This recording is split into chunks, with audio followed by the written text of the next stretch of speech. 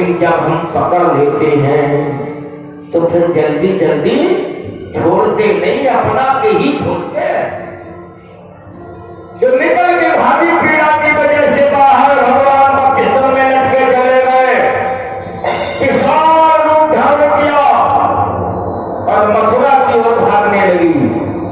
उसी समय भगवान ने प्राण दिए।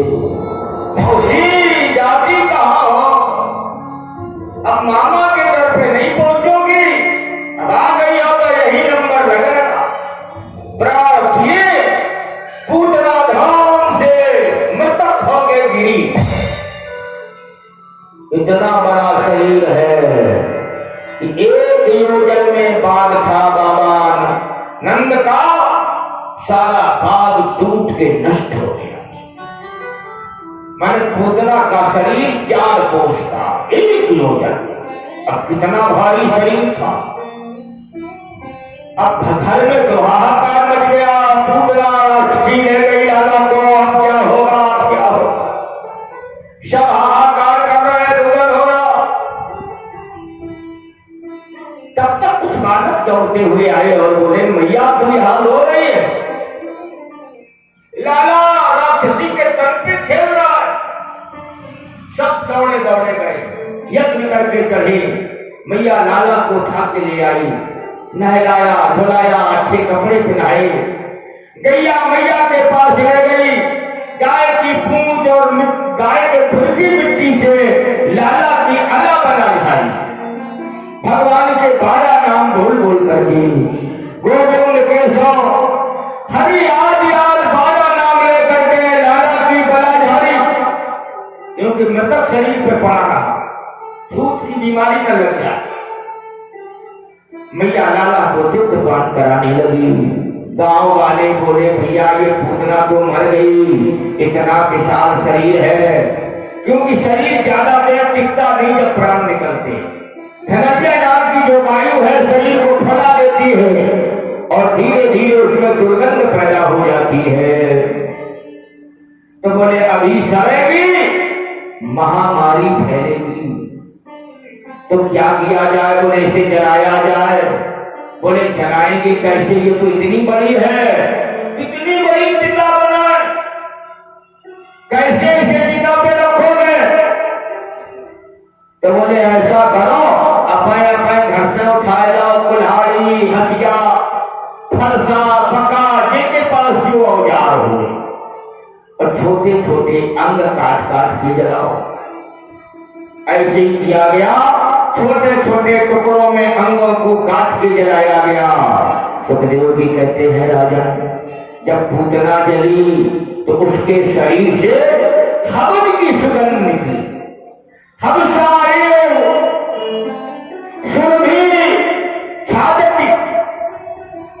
की सुगंध छा रही थी। परीक्षित जी बोले, महाराज ये तो पापनी थी, इसमें तो दुर्गंध आनी चाहिए, सुगंध क्यों आ रही। बोले पूतना का शरीर एकदम पापनी शरीर था, पापी शरीर था, लेकिन भगवान ने स्वयं मुख लगा के पान किया था उसके प्राणों का। और भगवान का कहना भी है, क्या बाबा गोस्वामी लिखते हैं, अर्शनमुख हो ये जीव मोहे सती।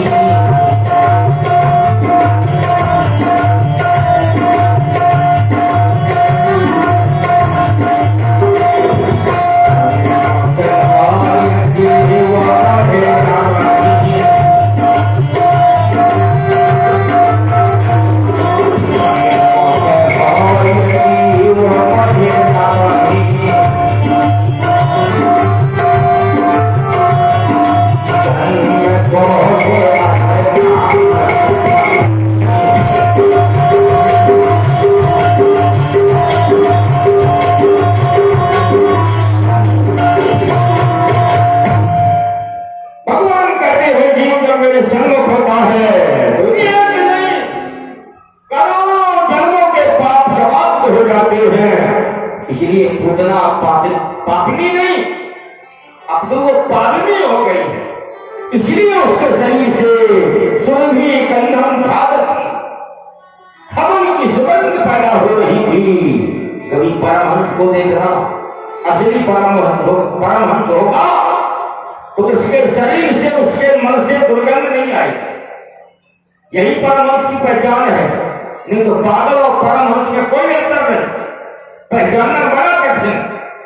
लेकिन यही एक तरीका है, यदि पहचानना है तो परमहंस के शरीर से और मन से दुर्गंध नहीं आती। ऐसा कोई पागल मिल जाए तो आप समझ लेना कि परमहंस है। परमहंस वही होता है जिसका साक्षात्कार परमात्मा से होने लगता है, वही परमहंस हो पाता है। उसका संस्कार हुआ, बाबा नंद है। नंद ने पूछा लोगों से, भैया ये खुशबू आ रही हवन की, किसकी यहां यज्ञ हो रहा? लोगों ने बताया तुम चले गए, पूतना आई, लाला को ले गई, लेकिन लाला तो बाल बाल मर गया, पूतना मर गई, तो उसके शरीर को हम लोग जला रहे हैं, उसके शरीर से ये खुशबू आ रही है। बाबा नंद दौड़े दौड़े गए, लाला को उठाया, अपने हृदय से लगाया, चुम्बन किया, शहनाया, माने बात्सल्य लुटाया। दिनचर्या चलने लगी, धीरे धीरे समय चला। 27 दिन में पूतना आई, समय समझ में नहीं आया, कुछ और समय बीता। एक दिन भगवान ने सकट को पलट दिया, सब आश्चर्य, सकट देवियां हो गई, सकट कैसे पलट गया? बच्चों को डांटा तो बच्चों ने कहा, भैया हम लोगों ने नहीं पलटा सकट, लाला पालने में लेटा, सकट में पालना मना। हम देख रहे कि ये रो रहा था तो पालना हमने चला दिया, लेकिन ये न माना, खूब रोया तो हम लोग पीछे हट गए। तो हमने देखा रोते रोते लाला ने अपने पांव को बढ़ाया, रुदेन पारेन चित्त में तन न झल गया। इसने जलते हुए झोले से अपने पांव को बढ़ा करके स्पर्श कर दिया और शकट पलट गया। इसमें कोई संशय नहीं है। लेकिन मां मानने वाली नहीं कि मेरा लाला इतना करामाती है, क्योंकि मां को तो अपना बेटा बेटा समझ में आता, हमारा तो पुत्र है, कोई पावरफुल देवता थोड़े है। धीरे धीरे समय चला, भगवान 3 महीने के हो गए, किलकारी भरने लगे। जब पूतना मर गई, शक्तासुर मर गया, तो एक दिन कंस ने तृणावर्त को भेज दिया, जाओ तृणावर्त, देखो पूतना नहीं आई, मारी गई गोकुल में, शकट का भंजन हो गया, तुम जाओ, कौन बालक है उसे लेके आओ। तो तृणावर्त चला, हवा के रूप में, चक्रवात के रूप में, डंडूरे के रूप में, इसे हम लोग अपनी भाषा में टकुला कहते हैं। तेज हवा के चक्कर को बना करके तृणावर्त चला मथुरा से गोकुल के लिए, और इधर मैया यशोदा ने सारे कामों को निपटाया और लाला को गोद में लेकर के गंगा पे बिठा करके और दुलार करने लगी। महाराज सुखदेव जी कहते हैं, राजा परीक्षित बोले, एकदा आरूढ़मारूढ़म लालयन्ति सुखं सती गरिमाणं शिशोर्बोधुं नासे गिरिकूटवत्। सुखदेव जी कहते हैं, राजन मैया यशोदा लाला को जंघा पे बिठाले है और दुलार कर रही है, लेकिन भगवान ने जाना कितना वक्त आ रहा है, हमें उठाएगा, ले जाएगा ऊपर। माँ मेरे साथ है, माँ हमें संभालेगी, पकड़ेगी तो माँ भी चली जाएगी, तो हम मामा से निपटेंगे कि माँ को संभाले। तो शायद भगवान ने मां से दूर होने के लिए ये लीला क्या दिया। नहीं तो एक प्रकृति का नियम है, रद्दा कितने जबर हो, घंटा, आधा घंटा, 2 घंटा बच्चे को खिलाने की क्षमता है। 2 घंटा तो बहुत बात है, बहुत बड़ी बात है। घंटे ही खाओ में पसीना ज्यादा फेंकने लगे। और मां कितनी भी कमजोर हो, बच्चा कितना भी सबल हो, सारे दिन अपने छाती से चपेटे रहते। बच्चे का भार उसे भार महसूस नहीं होता। ये प्रकृति का गुण है। मां को बेटे का भार भार नहीं लगता, लेकिन आज भार लगा है। इसीलिए एकदा शब्द का प्रयोग किया है। एकदा आरूढ़ आरूढ़। एक बार मां, ऐसा भी समय आया जब मां अपने लाला को दुलार कर रही थी। जगह पे बैठा लेते तो न से वजन नहीं सहना, इतना वजनदार हो गया, इतना बोले किल कूट बट, जैसे कोई विशाल पर्वत की शिलाखंड गंगा पे रख दी गई हो। मां कहती केवले लाला, तुमने हमें लगता ज्यादा दूध पी लिया है, इसीलिए तेरा वजन बढ़ गया। तो भगवान मुस्कुरा तो देते, बोलते तो कुछ है और वजन बढ़ा दिया। मां कहती लाला आपको बहुत वजन लग रहा है, सहन नहीं होता। भगवान कहते चलो तुम अपनी गोदी में बैठा रहे, चलो सहन नहीं कर रही हो, और हम चाहते हैं कि तुम्हें सहन ना हो, तुम दूर पटक दो हमें, और वजन बढ़ा दिया। तो गिरी कूट बंद, सहन नहीं हुआ। घूमो निधाए तम गोपी, जमीन पे बिठा दिया। विस्मिता भारत पीड़िता, लाला के भार से विस्मित हो रही थी। उसी समय भगवान ने देखा तृणावर्त आ गया, तो भगवान ने दूध की ओर देख दिया। अग्नि पे रखा दूध, उबल उबल के अग्नि पे गिरने लगा। मैया बोली हाँ ये तो अशुभ है, दूध का अग्नि पे गिरना ये अशुभ माना जाता है, इससे मंगल खराब होता है। और जिसका मंगल खराब होता है तो मंगल के बजाय अमंगल शुरू हो जाता है। तो मैया ने लाला को छोड़ दिया और दौड़ी चली गई संभालने के लिए। तृणावर्त आया आंगन में, चारों ओर धूल ही धूल हो गई। अब मैया को कुछ दिख नहीं रहा, मैया को कुछ दिख नहीं रहा। और तृणावर्त ने भगवान को उठाया, आकाश में ले गया। जो मैया से शहर भागना हुआ, भगवान इतने हल्के हो गए कि तृणावर्त बड़ी आराम से आकाश में ले गया। भगवान ने कहा धन है तृणावर्त मामा, कम से कम तुमने 3 महीना बाद हमें दिखा तो दिया संसार, नहीं तो घर में छुपे थे। ये जयललिता का घर है, ये चित्रलेखा का है, ये मधुमती का है, ये सीतामा का है, ये मधुमंगल का है, ये जम्ब का है। भगवान ने कहा धन्यवाद। तृणावर्त ने कहा ये बालक को हमने उठा लिया है, हम मथुरा में ले जाएंगे, भोजराज कंस के सामने पटकेंगे, हमारे महाराज खुश होंगे। भगवान ने कहा मामा तुम यहाँ आ गए तो वापस नहीं जा पाओगे। वजन बढ़ाया भगवान ने, तो तृणावर्त से सहन नहीं हुआ। तृणावर्त बोला कहीं धोखा तो नहीं खा गए, लाला के बदले मैया यशोदा के घर में मसाला पीसने वाली जो सिलबट्टा है कहीं वो तो नहीं ले आए।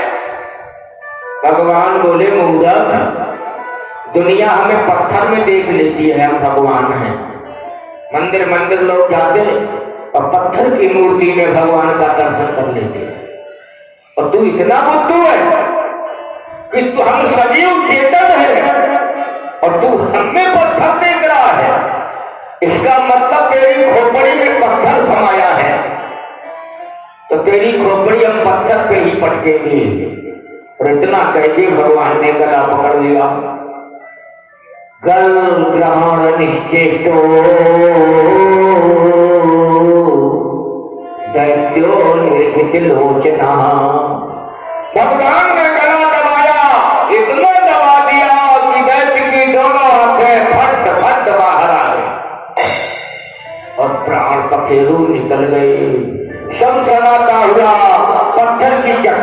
गिरा, छाती पे लाला बैठा है। इधर मैया ढूंढ रही आंगन में, लाला ना मिला तो चिल्ला पड़ी, लाला उड़ गया, क्या होगा, लाला उड़ गया।